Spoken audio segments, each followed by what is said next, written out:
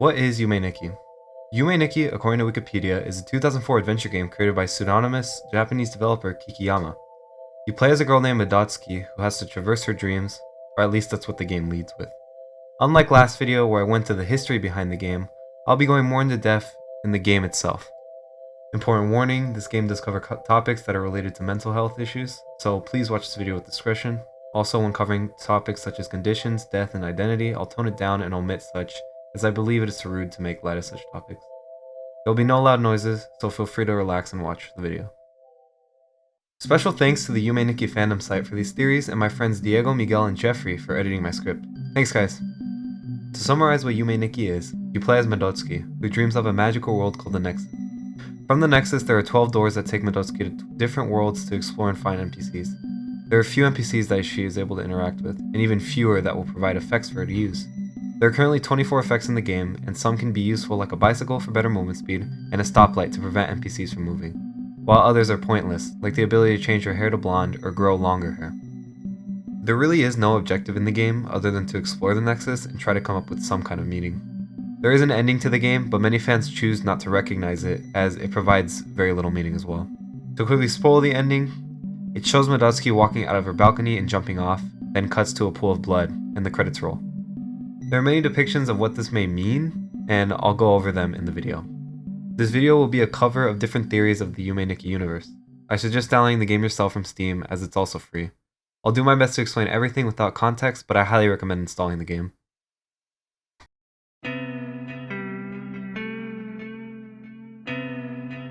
To start off, let's begin with themes of isolation.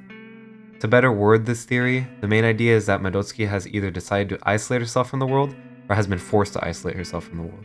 Midotsuki, the playable character, starts in her apartment.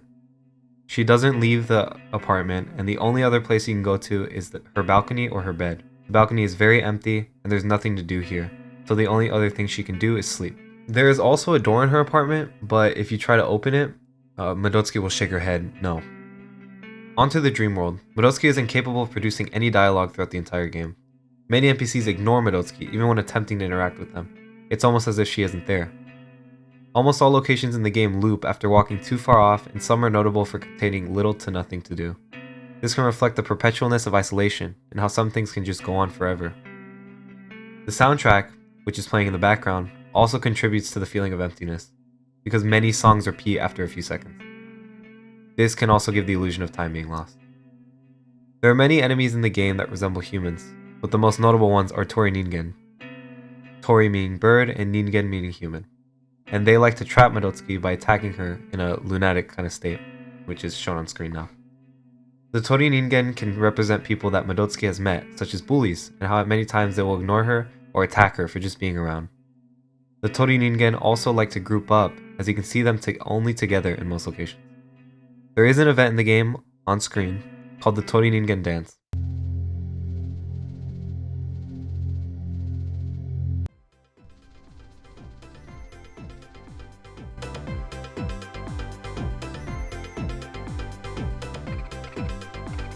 The name describes it perfectly. There's a group of Tori Ningen having fun dancing to music.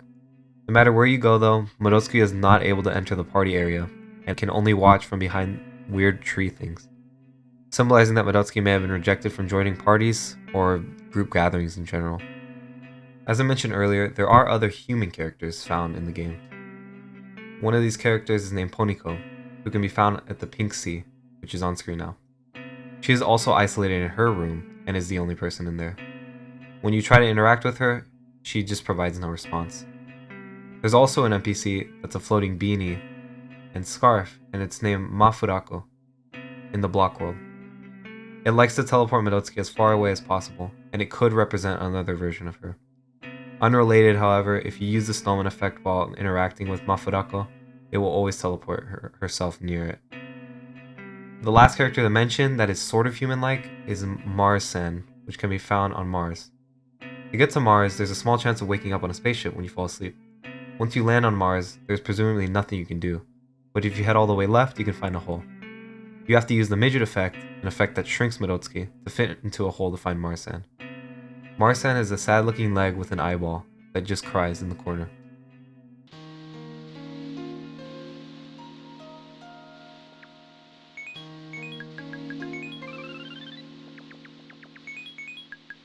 a sad piano tune exclusive to this area also plays. Because you have to shrink to get into this area, this may mean that Marsan is stuck due to his large size and is crying about never being able to leave, or for being alone. This obviously relates to isolation because Marsan is alone by himself crying. There is also, to add at the end, an encounter in the dream world where you can find Midotsky hiding in a closet, which is also isolation. The next common theme in the game is anxiety. Throughout the game there are many eyes that watch Midotsky. Two areas that are very prominent for having these eyes are dense woods and the barracks settlement, which are both on screen. Let's talk about the dense woods first.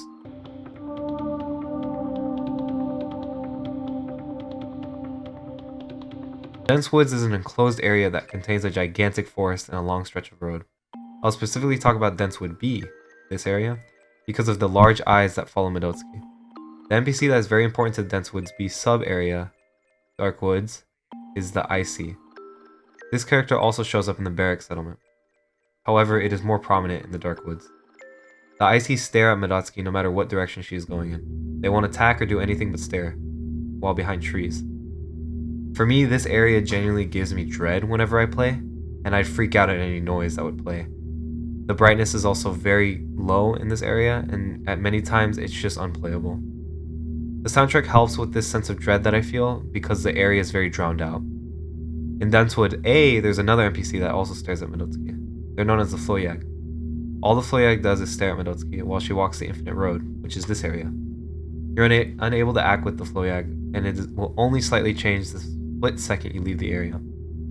There are many hands throughout the game as well, ranging from one scattered around the staircase of hands, shown here, and the one sprouting out of the ground in Eyeball World and White Desert, both shown here. When activating the Oboe event, which is this event,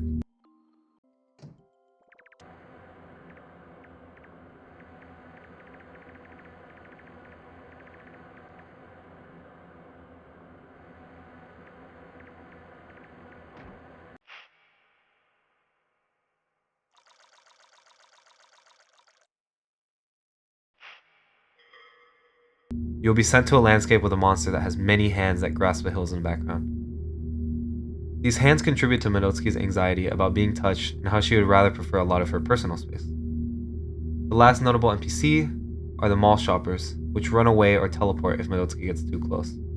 This could go back towards loneliness or anxiety as it's her dreams and the shoppers can represent herself.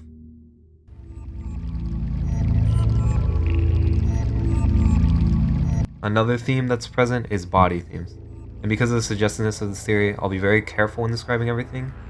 If you want to know every exact detail, I do recommend checking out the fandom page as I'm getting a lot of my information from them. Did a very good job. I'll make sure to leave a link in the description.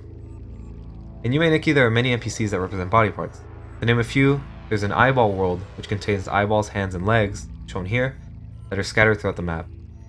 Mentioned earlier is the Floyag, which shown on screen, you probably get a good idea of what that's supposed to represent. There's also an NPC called the Henkei Shita, which the fandom speculates to resemble a beheaded pregnant woman. There is an event in the White Desert where severed heads will float in the sky when Midotsky is not present on screen. Back to the main point of this theory, something that helps back this theory in a major way is the inclusion of QQ-kun.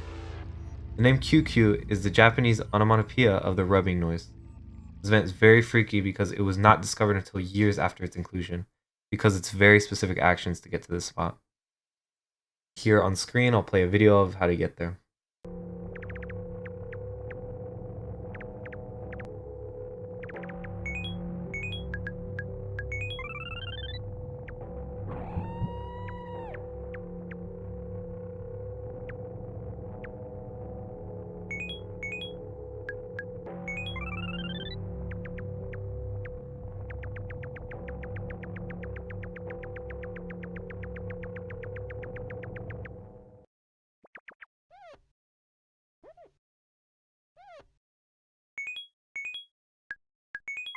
Next to him is a door that you can enter, which flashes images of a face with loud static behind it before Midotsky wakes up, known as the Face event.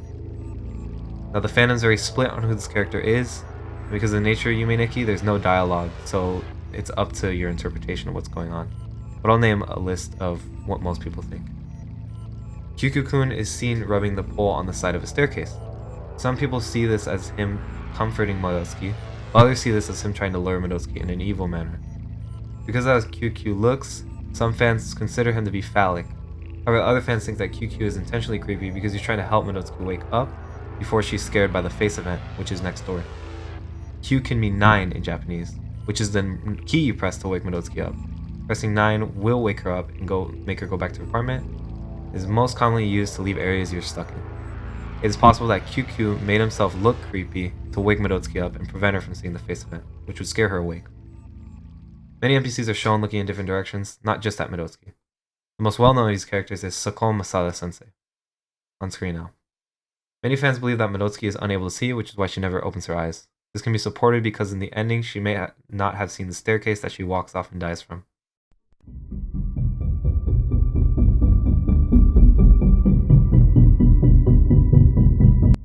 To end things off, there's one final theory. The themes of violence. In the game, there's a knife effect that you can obtain that allows you to kill or hurt other NPCs. It can be found in the Dark World, and many presume that Midotsky is responsible for the knife because it is not given to her by anyone, unlike the other effects. And the Dark World is very hard to traverse, which means she could have known exactly where it was. Many believe in the killer theory because it is possible to kill almost every NPC in the game. NPCs you cannot kill will change colors when stabbed and sometimes stop moving.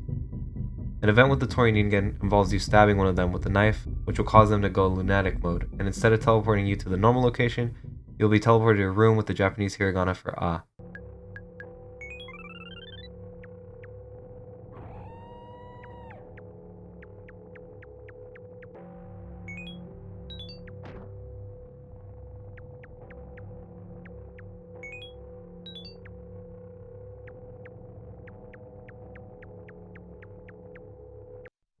If you step on this A, the room fills with A, and this event is known as A.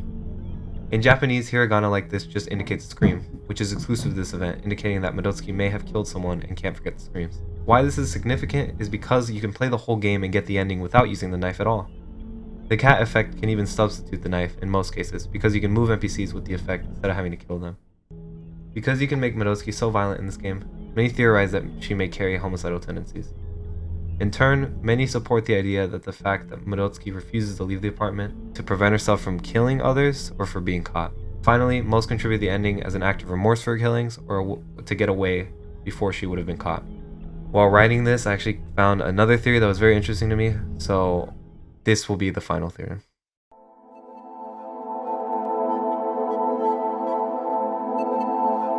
To finish off this video, I'll talk about a theory that was very interesting to me.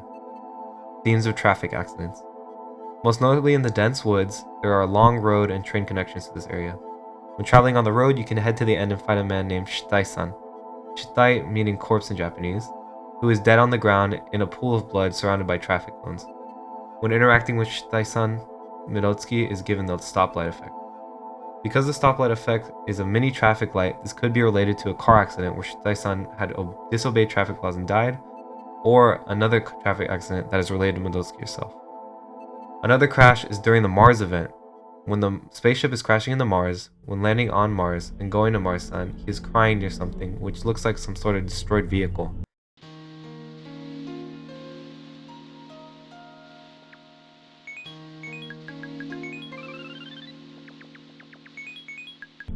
Mars-san can represent Midotsky in this.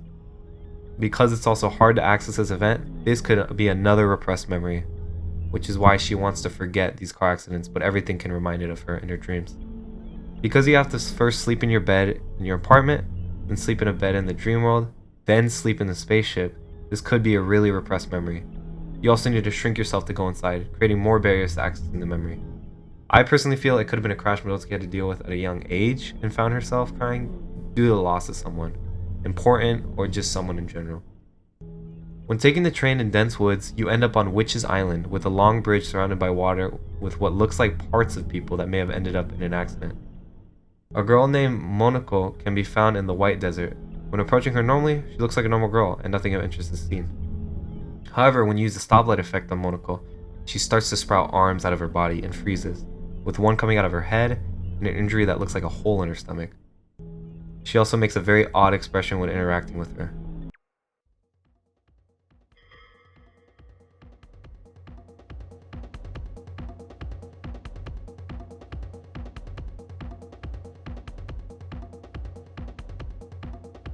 Her eyes are looking in different directions with one of them spouting liquid, and her mouth is wide open.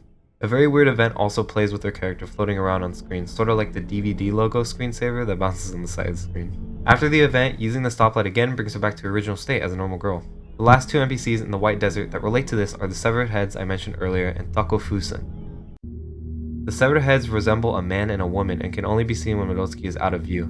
This may suggest that Madotsuki does not want to think of the heads, and she could have been related to an accident. Tako Fusen is an NPC that has a 1 in 3,600 chance of appearing in the White Desert every half second. All that Tako Fusen does when the event takes place is fly across the screen with a little song playing. Tako means octopus and Fusen means balloon. This NPC may resemble a mangled body from a crash. Well, we finished some of these theories. It was a lot to write, but I didn't want to read off the fandom, so it was fun writing. Huge thanks to my friends, because they really helped me fix this script, and thanks to fandom for providing these theories, and I'll include a link all of them in the description.